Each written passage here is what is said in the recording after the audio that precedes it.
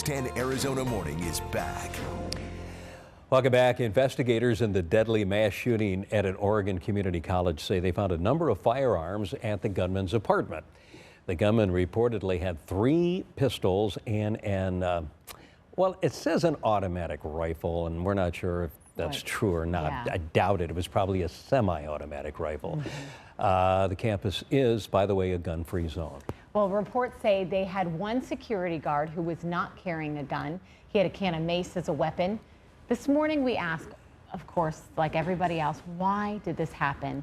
And what can you do if you find yourself in this situation as well, unarmed? So David Laird is here. He's a professional firearms instructor, private security consultant, and he joins us here live in the studio. Thanks for coming in, David. Really appreciate it. Good morning. So you volunteer with the local sheriff's agency and consult for several churches around the valley, I understand. Yes, that's correct. Well, how do we keep ourselves safe in these situations, in a situation like that on campus or in a church? Well, the first thing we have to do is stop living in denial. Many of us live our day-to-day lives and we think that this type of thing can never happen to us as individuals. We see it someplace distant, in a different state, in a different area, and we need to start asking ourselves, well, what if it happens to me? What if it happens right now? What am I going to do? And changing your mental state is going to help you stay more aware, more alert, and aware of your surroundings. That's exactly what both We Rick talked and I about were this saying earlier, this to morning. each other. And yeah, and I don't know if it's because we talk about it so much more. There's a lot of people in my circle that kind of stay away from the news and don't want to know about it and don't want to hear about it. So I don't think about that this could happen. But we were saying, I walk into a mall and that's the first thing I think of is there's a lot of people around here. What if someone were to walk in? I'm unarmed. What would I do?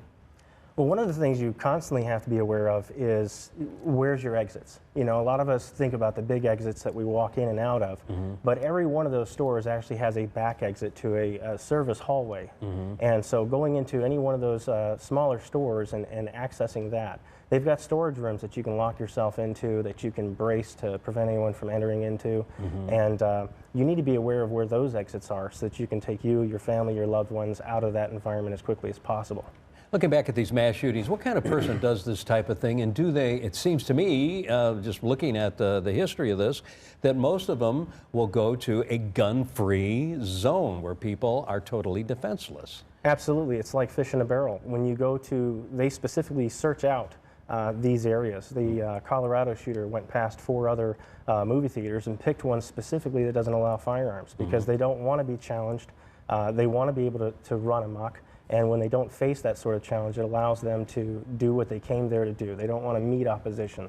It's all about gaining fame and making a name for themselves so that they'll be remembered. And when they meet opposition in the face of a police officer or security person with a firearm, they shoot themselves. And mostly. Most of the time, yeah. There's actually been so many incidents just this year alone, and we don't remember any of the names of the off-duty law enforcement officers or the CCW carriers that have stopped a number of mass shootings this year. They don't get near the attention that these guys do. And so the truth is, you know, a good guy with any tool is better than having no tool whatsoever. And education and training is key too. It's not enough just to have a tool, but you've got to get really good with it and put yourself in the same stressful situation and see how you are going to be able to perform under that kind of stress. I was going to say that level of anxiety changes completely when you're actually in a situation like that versus just thinking, what if? Right, absolutely.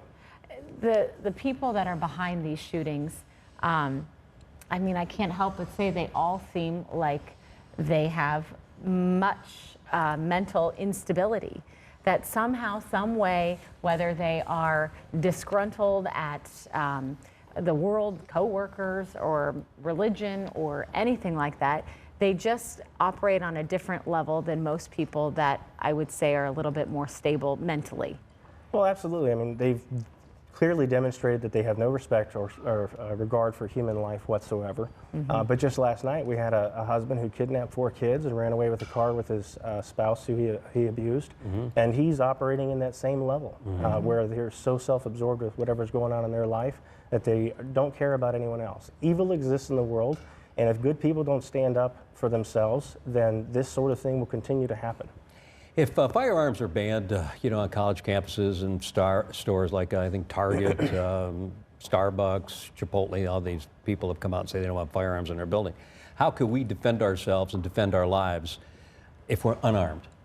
Well, you say unarmed, but keep in mind, Arizona's CCW allows you to carry flashlights, pepper spray, batons, tasers, stun guns. So even these areas where they say no firearms allowed, we're still legally allowed to carry those other instruments with us. Okay. But those instruments, once again, are only as good as our training. So if you don't go and train with those and train effectively with them under that kind of stress, then you're only setting yourself up for failure with a false sense of security. Right. Okay. Well, really good information, David. Thank you. I need more training, David. Absolutely, everybody does, right? Everybody does. I continue to train with many instructors around the valley because I think the day that I knew everything is the day I'm going to retire. Yeah. I Because agree I'll be with no that. more use to my students. Yeah. Yeah. Okay. Well, we appreciate your time this So morning. you do teach, Absolutely. and where can we find you? You can find me in the valley very easy if you're anything to do with firearms. Okay. Okay. Very We'll look good. you up. Thank you very much. Thank you. David Laird. Thank you for coming in. All right, Celeste. All right. Good morning, everyone.